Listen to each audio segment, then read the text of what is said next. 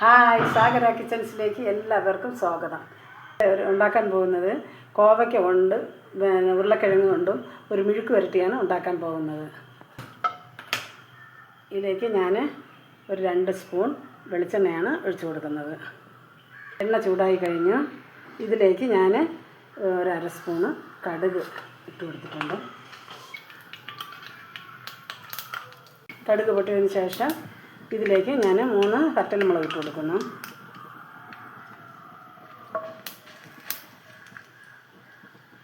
ഇതിലേക്ക് ഇഞ്ചി, 1 സ്പൂൺ ഇഞ്ചി, 1 സ്പൂൺ വെളുത്തുള്ളി, 2 പച്ചമുളക് കീറിയത്, 1 നുക്ക് കറിവേപ്പില.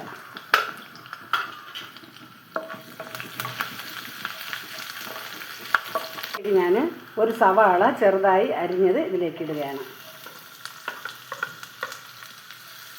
അത് നന്നായിട്ട് ഇളക്കി കൊടുക്കാം. ഇതിലേക്ക് ഞാൻ 1/4 സ്പൂണ് ഉപ്പും കൂടി ഇട്ട് കൊടുക്കുകയാണ്. അപ്പോഴേക്ക് പെട്ടെന്ന് ഇതിന് കളറായി കിട്ടും.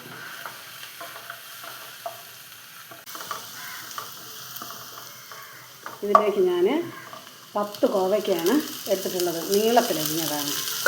അതിലേക്ക് 3 ചെറിയ ഉരുളക്കിഴങ്ങും കൂടി ഞാൻ സ്ലൈസ് ചെയ്തെടുത്തിട്ടുണ്ട്. അത് ഇതിലേക്ക് ഇടുന്നുണ്ട്. ഇപ്പോൾ തോടൊന്നും കളഞ്ഞിട്ടില്ല, കഴുകി നല്ല വൃത്തിയാക്കിയിട്ട് അരിഞ്ഞെടുത്തതാണ്. പിന്നീടും ഇളക്കി കൊടുത്തോണ്ടേ ഇരിക്കണം കുറച്ച് നേരം.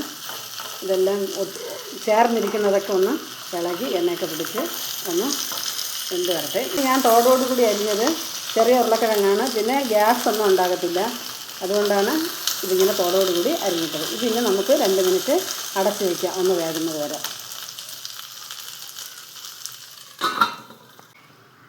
ഇത് നമുക്ക് തുറന്ന് നോക്കാം. ഇത് വെന്തിട്ടുണ്ട്. നമുക്കിതിൽ ഇനി മസാലകളൊക്കെ ഇടാം. ഒരു 1/4 സ്പൂണ് മഞ്ഞൾപ്പൊടി, ഒരു ചെറിയ സ്പൂണിന് 1/2 സ്പൂണ് മുളക് പൊടി, ഒരു 1/4 സ്പൂണ് ജീരകപ്പൊടി. പിന്നെ നമ്മൾ ഉപ്പ് നേരത്തെ ഇട്ടിട്ടുണ്ട്. ഒരു 1/4 സ്പൂണും കൂടെ ഉപ്പിട്ട് കൊടുക്കുന്നുണ്ട്. നമുക്കത് ഒന്ന് ഇളക്കി കൊടുക്കാം.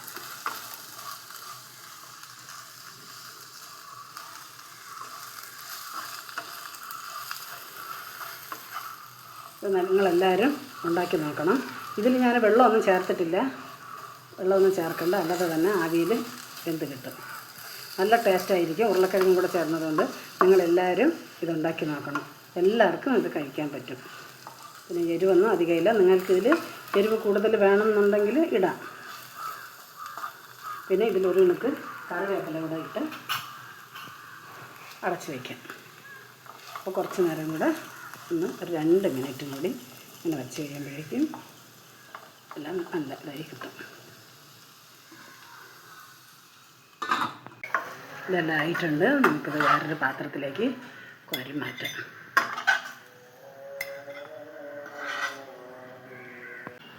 വാ, ഇത് എടുത്ത് കഴിച്ചു നോക്ക്, കൊള്ളാമെന്ന്.